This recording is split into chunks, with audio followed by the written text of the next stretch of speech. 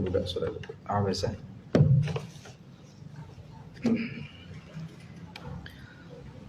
أعوذ بالله من الشيطان الرجيم.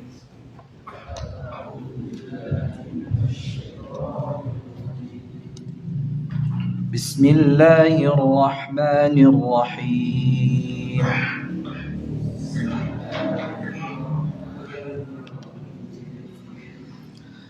عبس وتولى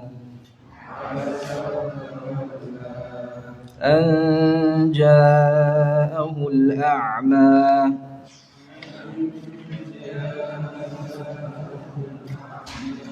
وما يدريك لعله يزكى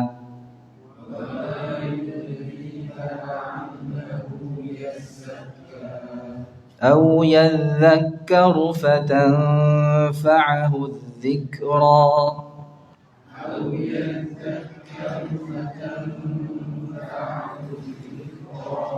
أما من استغنى فأنت له تصدى وما عليك ألا يزكى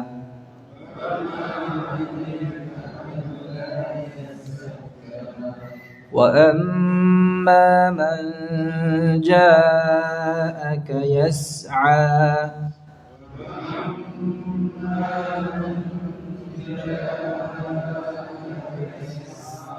وهو يخشى فأنت عنه تلهى كلا إنها تذكرة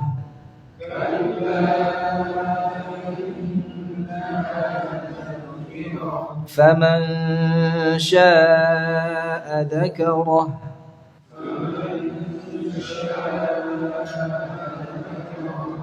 في صحف مكرمة مرفوعة مطهرة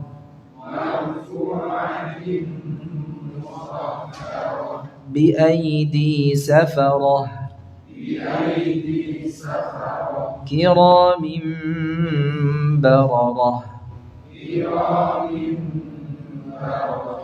قتل الإنسان ما أكفره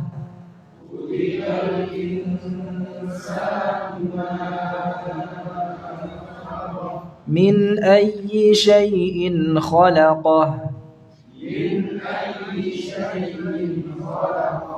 من نطفة خلقه فقدره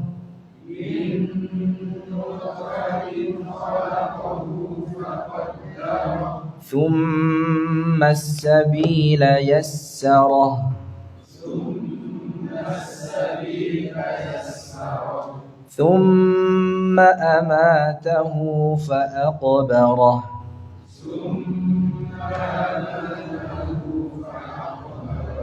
ثم إذا شاء أنشره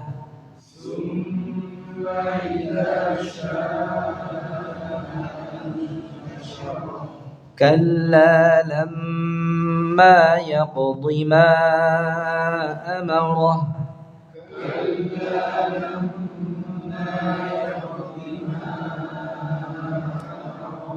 فلينظر الإنسان إلى طعامه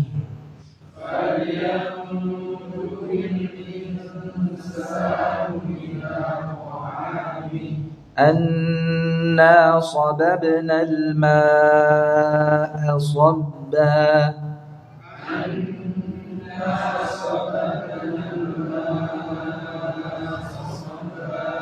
ثم شققنا الأرض شقا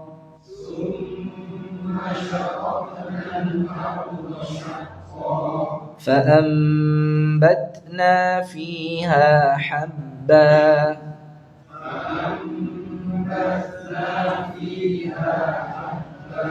وعنبا وقضبا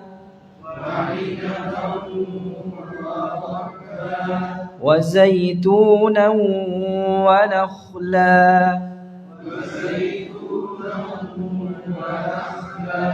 وحدائق غلبا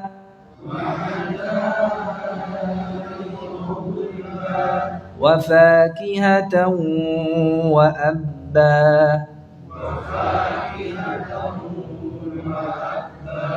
متاعا لكم ولأنعامكم.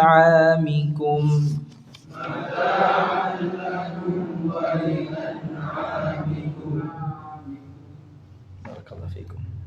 إن الحمد لله نحمده ونستعينه ونستغفره ونتوب إليه ونعوذ بالله من شرور أنفسنا وسيئات أعمالنا من يهده الله فلا مضل له ومن يضلل فلا هادي له وأشهد أن لا إله إلا الله وحده لا شريك له وأشهد أن محمدا عبده ورسوله صلى الله وسلم عليه وعلى آله وصحبه أجمعين.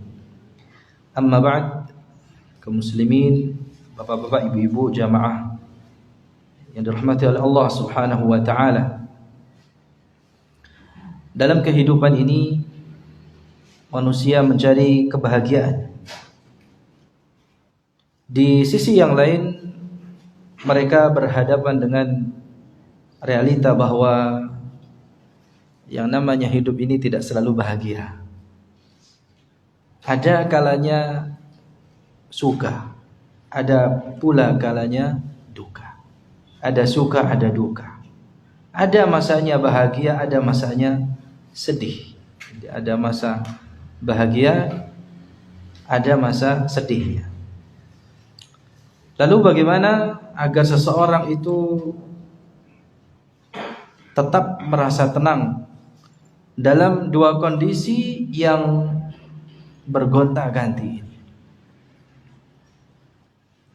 Bagaimana agar kita memiliki hati yang ridha, syukur dan sabar di dalam menghadapi kenyataan ini? Jawabannya adalah hal itu tergantung dengan bagaimana kuat tidaknya keyakinan terhadap takdir yang Allah Subhanahu wa taala tetapkan. Ya kan? Jika dalam kondisi lapang, ya, tidak lupa, tidak sombong, ya. Karena itu yang akan membuat binasa. Qutilal insanu ma akfara. Manusia itu celaka. Ya. Celakalah manusia. Apa yang membuat ia sombong? Ya. Salah satunya karena dalam kondisi lapang lupa diri dan berlaku sombong. Nah, saat dalam kondisi lupa atau dalam kondisi dalam kondisi sempit, gitu ya, dia tidak sedih berlebihan dan tidak pula putus asa. Dan inilah manfaatnya kita mengimani takdir Allah. Ya. Allah Subhanahu wa taala berfirman di dalam surat Al-Hadid ayat 23, likai la ta'sau 'ala ma fatakum wa la tafrahu bima atakum. Ya, supaya kalian itu jangan berputus asa, bersedih, berduka cita terhadap apa yang luput dari kalian. Wala tafrahu bima atakum, dan supaya kalian tidak terlalu bergembira, ya, terhadap apa yang diberikan olehnya kepada kalian.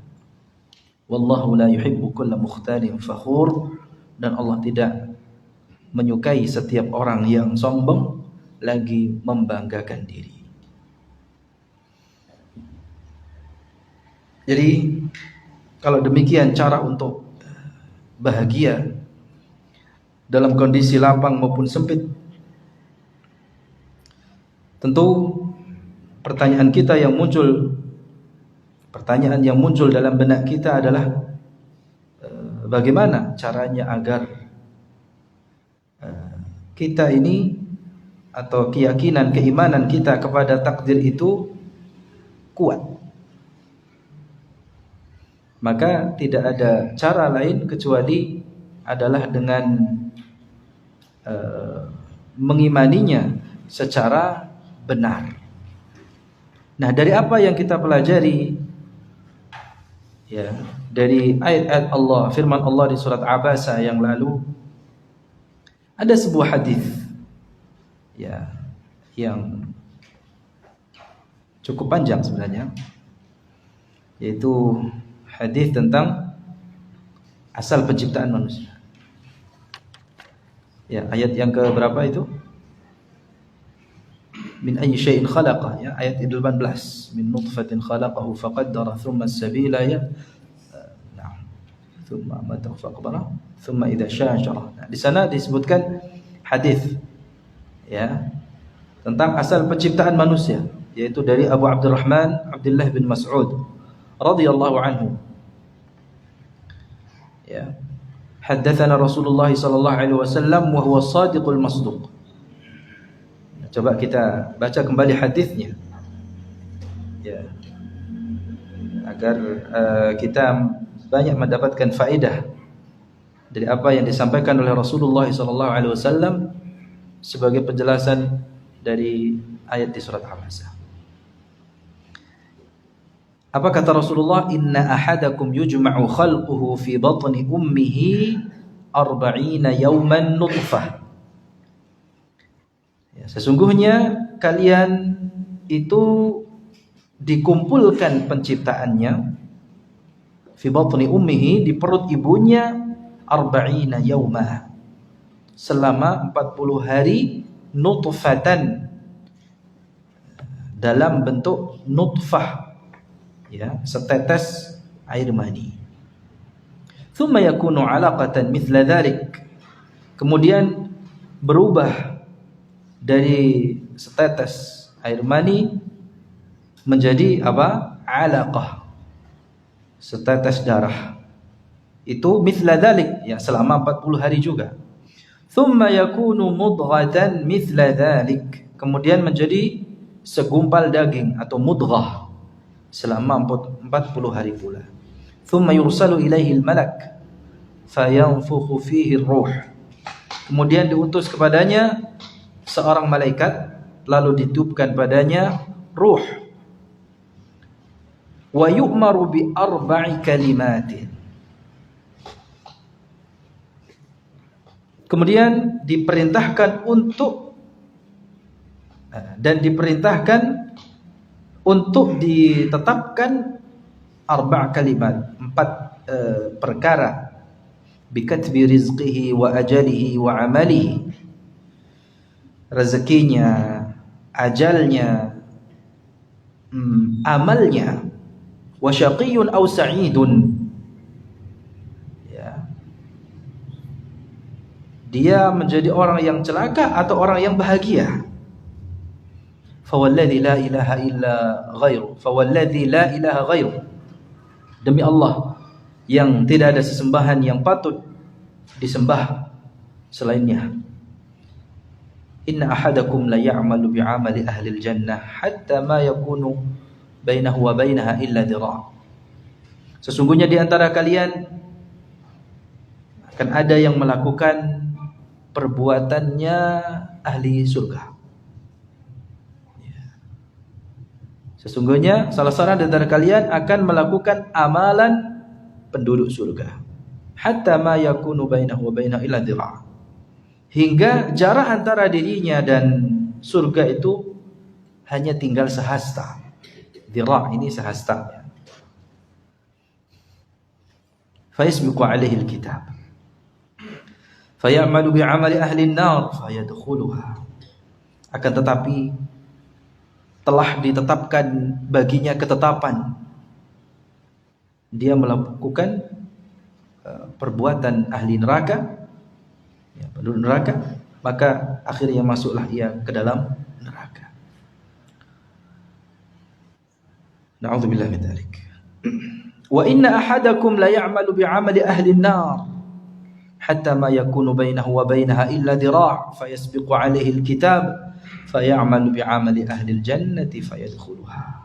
Sungguh di antara kalian ada juga yang melakukan perbuatan ahli neraka hingga jarak antara dirinya dan neraka itu hanya tinggal sehasta. Akan tetapi telah ditetapkan baginya ketentuan, dia melakukan perbuatan ahli surga, maka masuklah ia ke dalam surga. Ya. Jadi di sini ibadat Allah, ya, jamaah yang dirahmati oleh Allah. Hadis yang diriwayatkan oleh Imam Muslim ini, atau diriwayatkan oleh seorang sahabat yang mulia, yang utama, yaitu Abdullah ibnu Mas'ud radhiyallahu anhu. Beliau ini siapa? Beliau Abu Abdurrahman, ya, kunyahnya Abdullah ibnu Mas'ud al-Hudhali,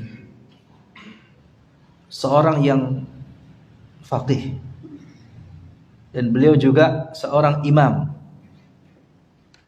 dan termasuk di antara ahli Al-Quran di kalangan para sahabat. Bagi kita yang mempelajari Al-Quran, jangan sampai tidak kenal beliau radhiyallahu anhu. Beliau adalah salah seorang ahli Al-Quran dari kalangan para sahabat, dan beliau masyhur dengan julukan Ibnu Ummi Abd. Beliau ini adalah seorang ulama di masa sahabat, dan beliau adalah seorang sahabat yang banyak meriwayatkan hadis dari Nabi sallallahu alaihi wasallam. Nabi sallallahu alaihi wasallam bersabda, "Man ahabba an yaqra al-Qur'ana ghaddan kama unzila falyaqra qira'ata ibni ummi abd." Ini beliau yang sallallahu alaihi wasallam, ya. Ini tazkiyah, tidak sembarangan, ya. Ini tazkiyah tertinggi dari Nabi sallallahu alaihi wasallam.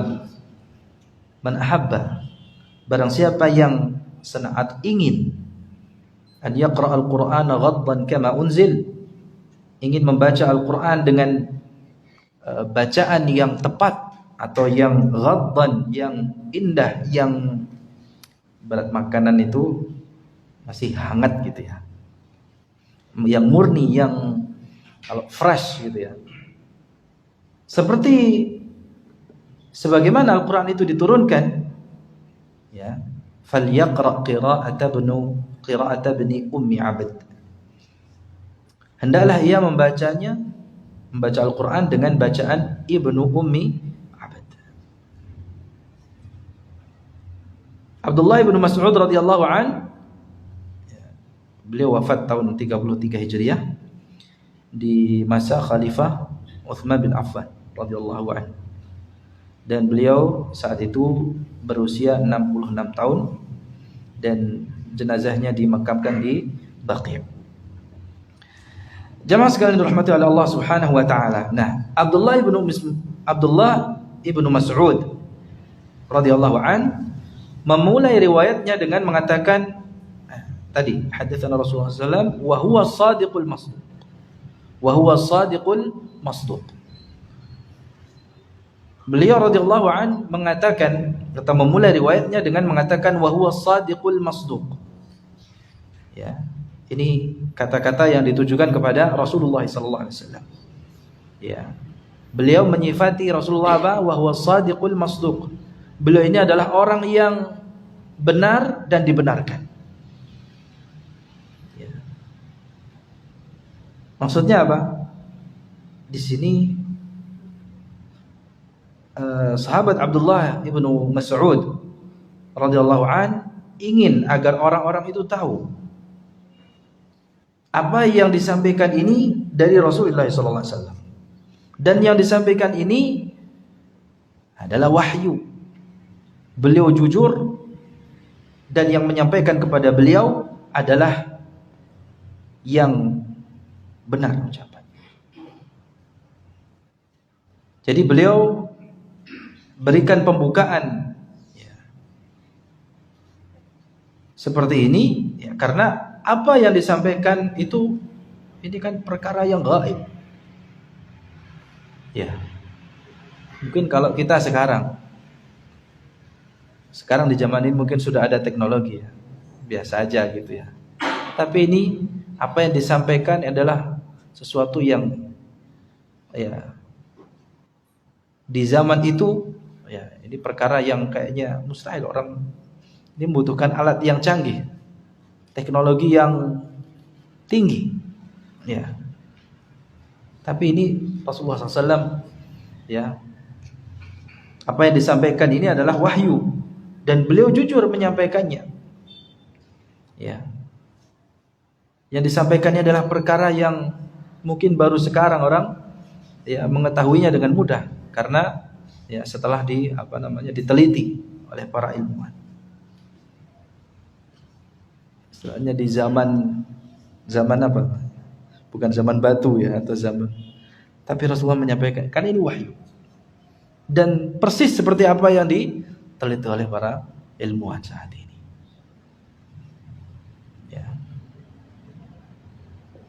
Yaitu tentang kondisi janin.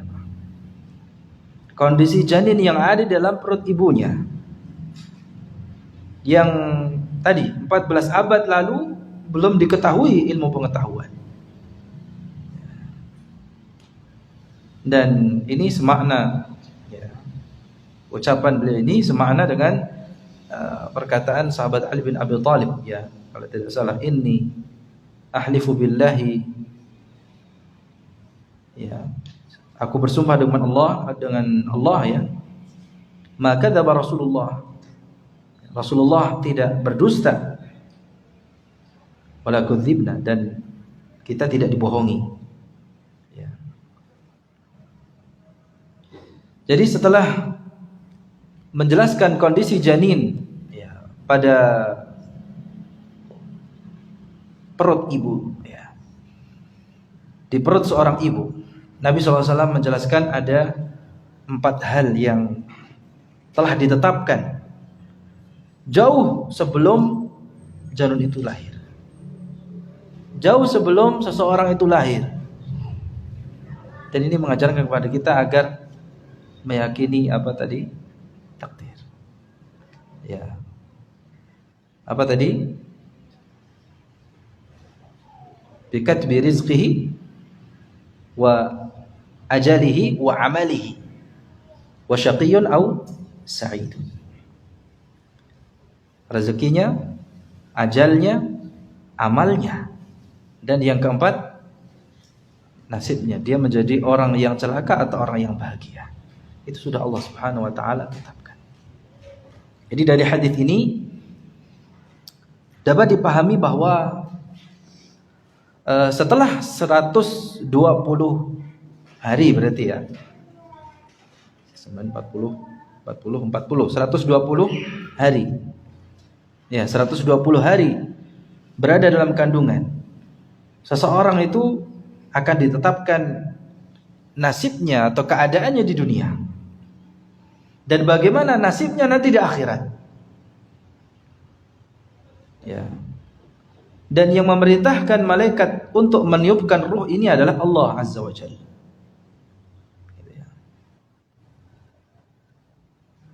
Dengan demikian seseorang di sini tidak boleh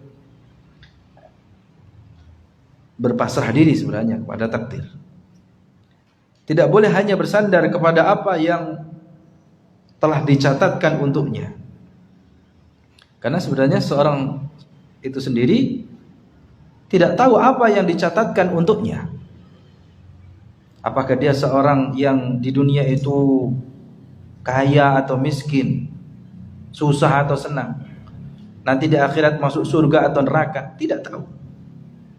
Karena itu di sini yang benar dalam mengimani takdir ini, seseorang hendaknya berusaha untuk mendapatkan yang terbaik dalam kehidupan dunia ini maupun di akhirat.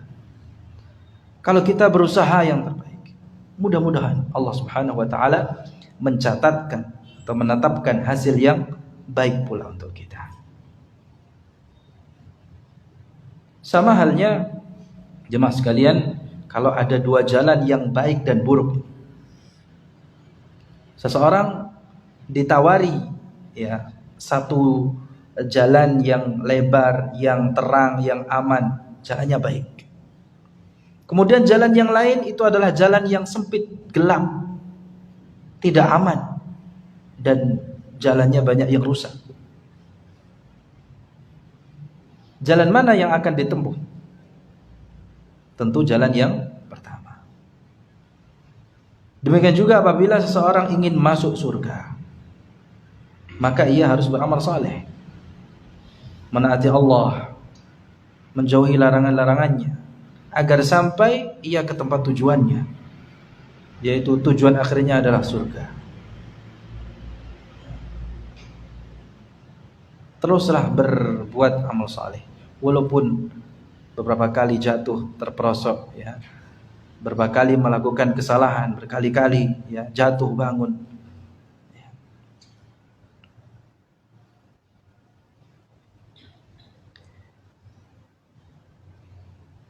Jadi jangan terpedaya dengan amal kita, dan jangan disibukkan dengan amalan yang dilakukan oleh orang lain, karena kita tidak akan ditanya apa yang dilakukan oleh orang lain.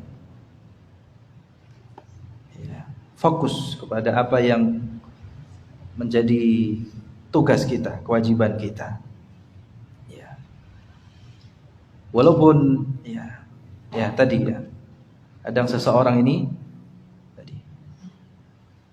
selama hidupnya melakukan amalan penduduk surga ya, namun pada akhirnya dia menjadi penduduk neraka. Jadi di akhir hayatnya melakukan amalan penduduk neraka sehingga dia masuk ke dalam neraka. Al-ibratu bil khawatim, yang menjadi tolak ukur itu adalah akhir kesudahannya. Semoga Allah Subhanahu wa taala menjadikan akhir kesudahan kita akhir kesudahan yang baik.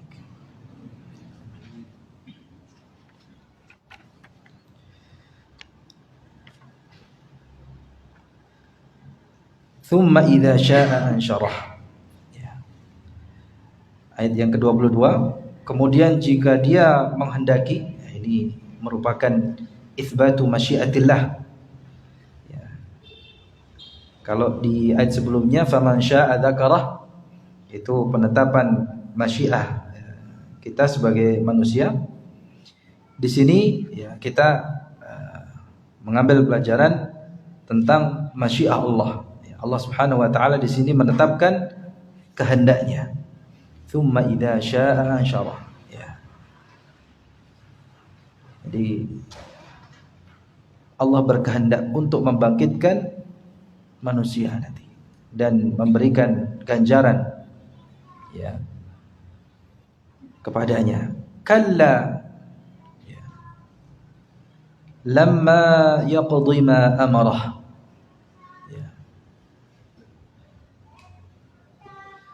Jadi karena manusia itu ya, atau siapapun selain Allah Subhanahu wa taala tidak ada yang mampu untuk membangkitkan apa yang sudah mati.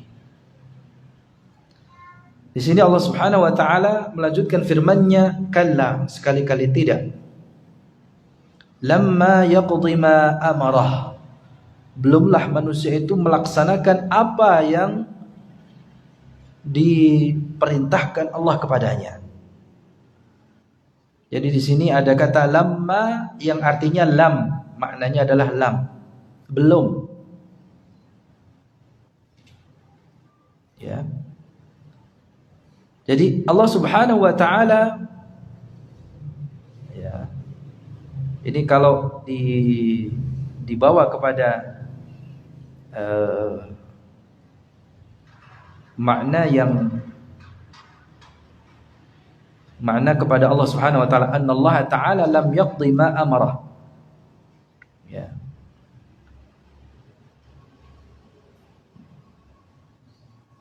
Yaqdi. Kata-kata yaqdi di sini melaksanakan gitu. Jadi ada yang menafsirkan ayat ini bahwa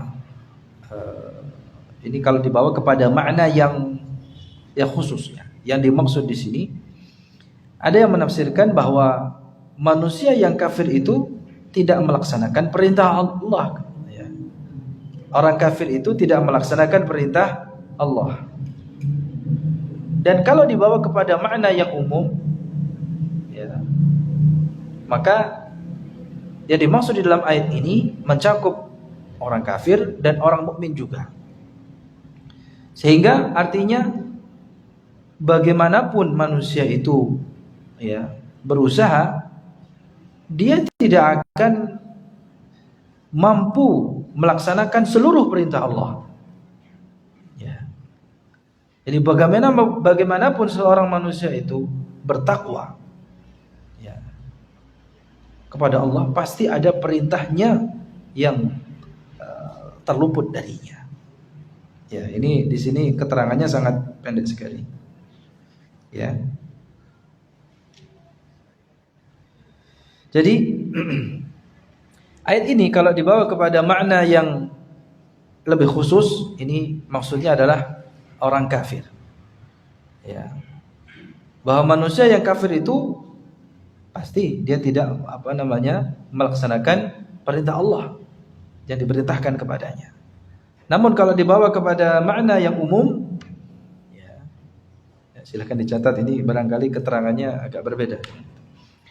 Ya, kalau dibawa kepada makna yang lebih umum, manusia itu ya, mau yang kafir maupun yang mukmin, ya, bagaimanapun ia berusaha untuk bertakwa, ya, bagaimanapun ia berusaha, maka dia tidak akan bisa melaksanakan perintah Allah seluruhnya.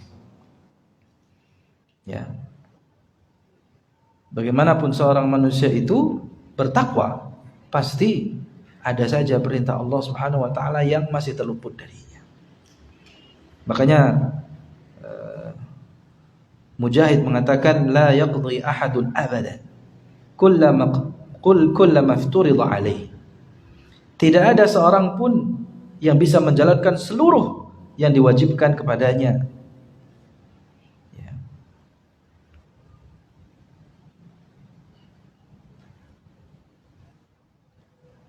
Bagaimanapun ya hebatnya seseorang.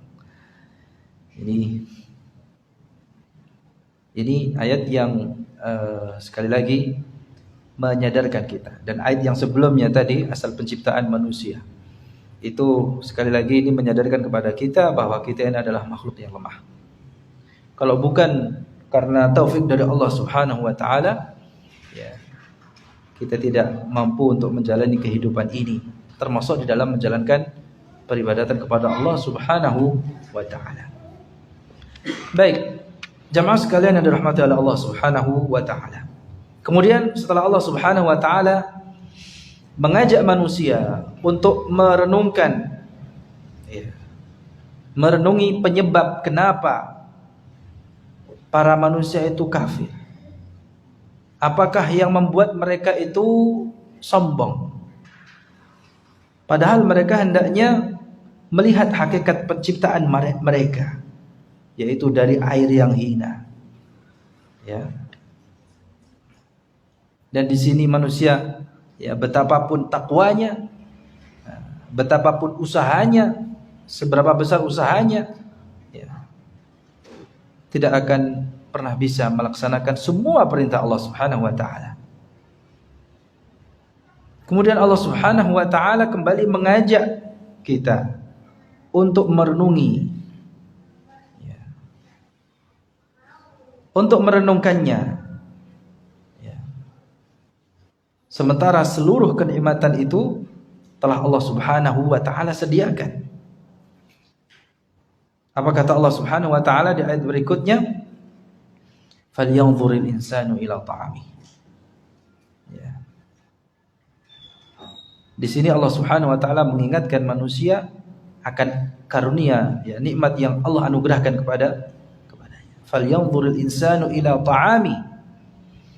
Ya, hendaknya manusia itu melihat atau memperhatikan. Di sini maksudnya adalah falyanzur, hendaknya falyanzuril insan, maksudnya hendaknya manusia itu memperhatikan.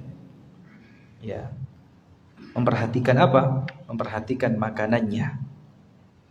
Dari mana makanan itu didapatkan? Ya. Perhatikanlah makanan itu datang dari siapa?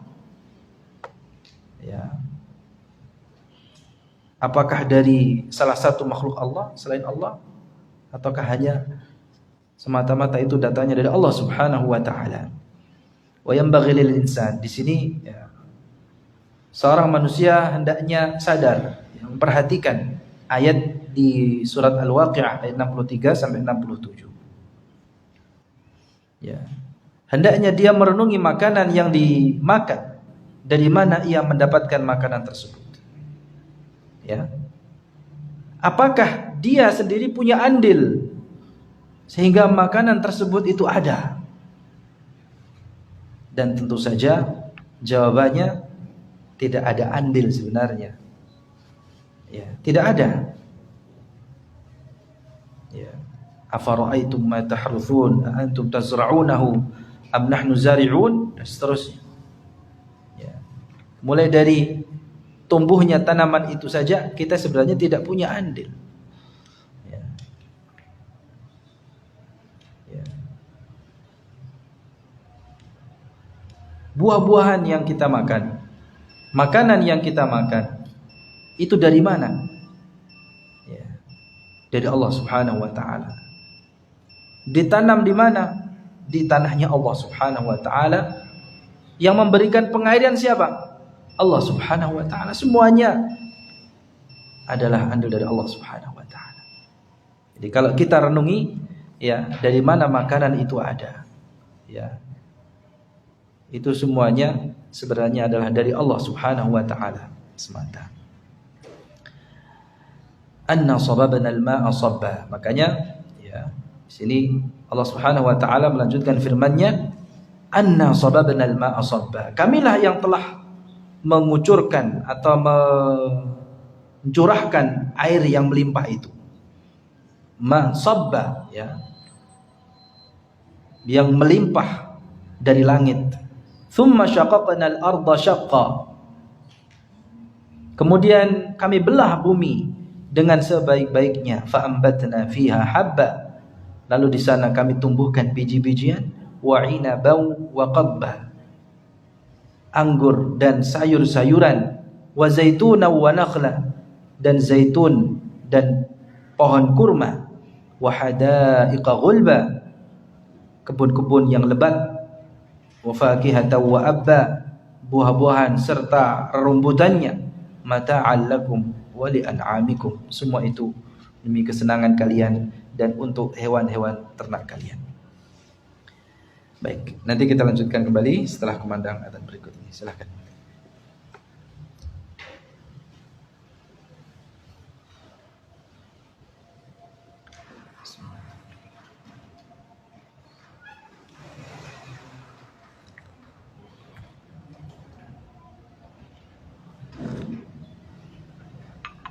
Allahu Akbar, Allahu Akbar.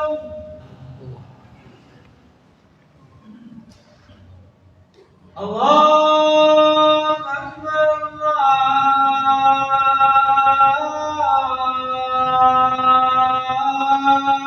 Akbar. Asyhadu an la ilaha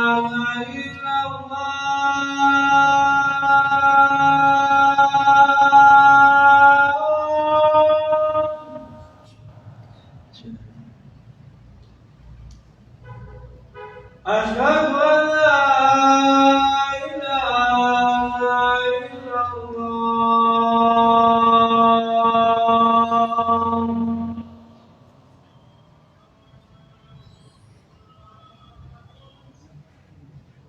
أشهد أن محمدا رسول الله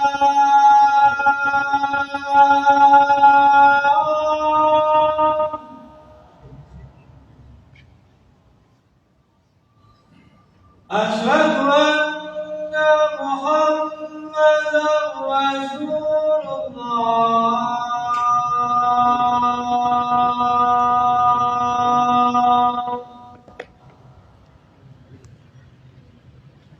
حي على الصلاة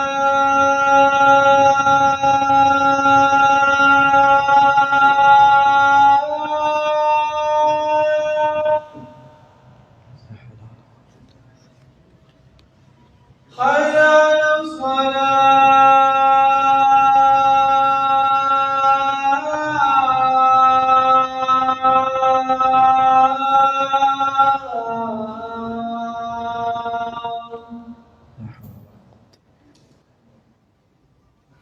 حي على الفلاح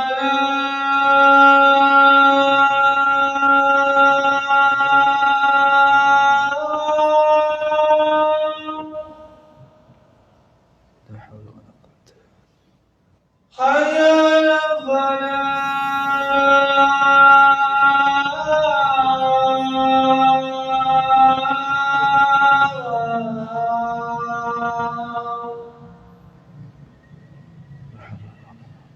الله أكبر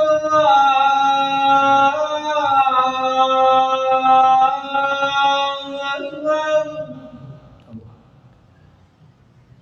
لا إله إلا الله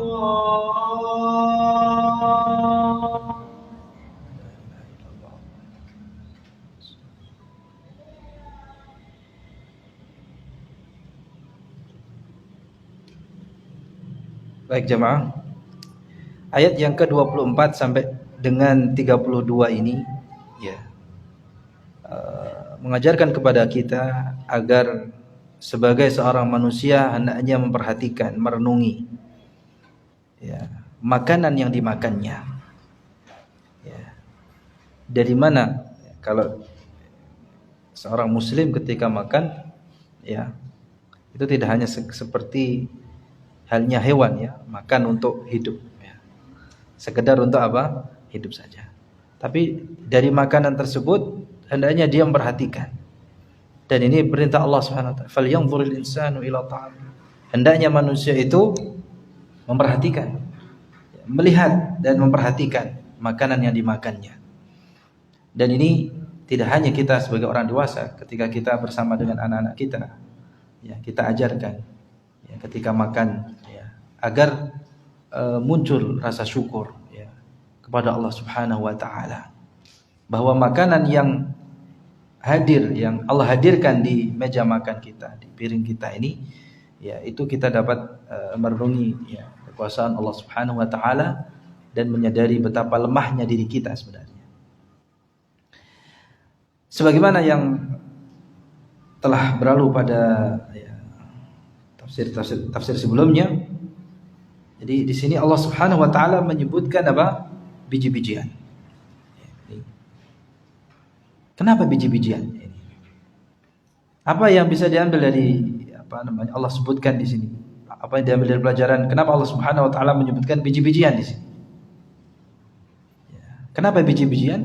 Karena ini berkaitan dengan makanan pokok kita. Ya. Hampir semua makanan pokok manusia itu berasal dari apa? Biji-bijian.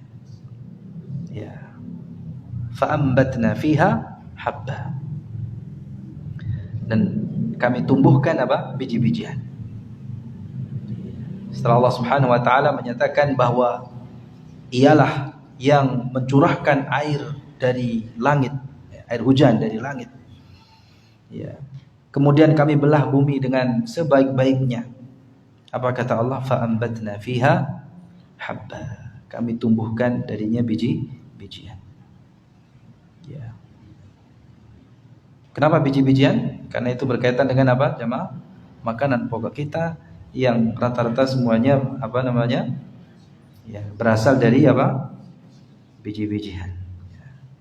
Seperti jagung, beras, atau gandum. Semuanya adalah makanan pokok yang tidaklah seorang pun tidak mungkin meninggalkannya, karena itu namanya juga makanan pokok.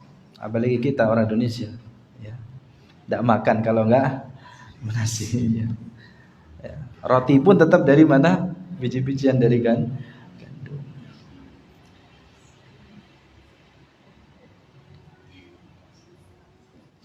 Coba perhatikan, di sini juga, itu tadi yang menjadi bahan makanan pokok kita, yang kita sebagai seorang manusia itu ketika makan tidak bisa meninggalkan makanan pokok yang berasal dari biji-bijian tersebut, entah itu jagung, beras, atau mungkin gandum. Adapun buah dan sayur-sayuran, seseorang itu sebenarnya tetap masih bisa hidup tanpa makan buah dan sayuran. Tapi kalau umpamanya biji-bijian, beda. Kemudian juga pelajaran lainnya di sini Allah Subhanahu wa taala sebutkan wa zaituna wa nakhla. Di sini Allah sebutkan secara khusus apa? Jamaah, zaitun, tentang apa? Zaitun, dan juga apa? Pohon kurma juga. Nah, di sini berkaitan dengan zaitun, Allah sebutkan secara khusus apa faedahnya. Kalau zaitun itu faedahnya selain itu bisa dimakan sebagai buah, ini disebutkan di antara buahnya, wa zaituna wa nakhla. Jadi zaitun itu faedahnya selain bisa dimakan sebagai buah, juga bisa dijadikan sebagai minyak dan obat. Kemudian Allah menyebutkan pohon kurma. Kenapa kurma?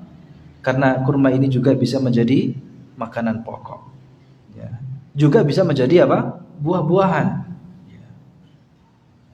Dan kurma juga bisa dijadikan makanan yang bisa disimpan. Wa hadaiqa ghulba wa fakihatan wa abba. Kebun-kebun yang lebat, buah-buahan serta rerumputan.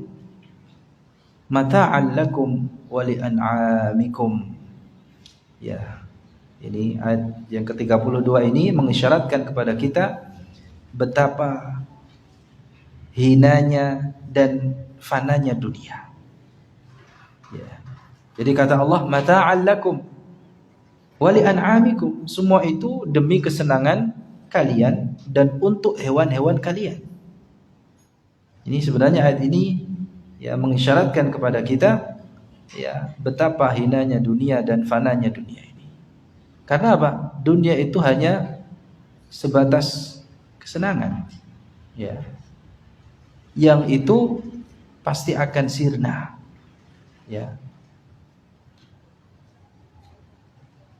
pakaian yang kita kenakan, makanan yang kita makan, itu tidak ada yang abadi selamanya.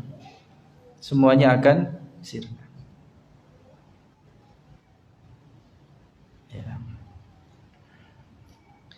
Jadi hendaknya kita sadar, menyadari akan hal ini.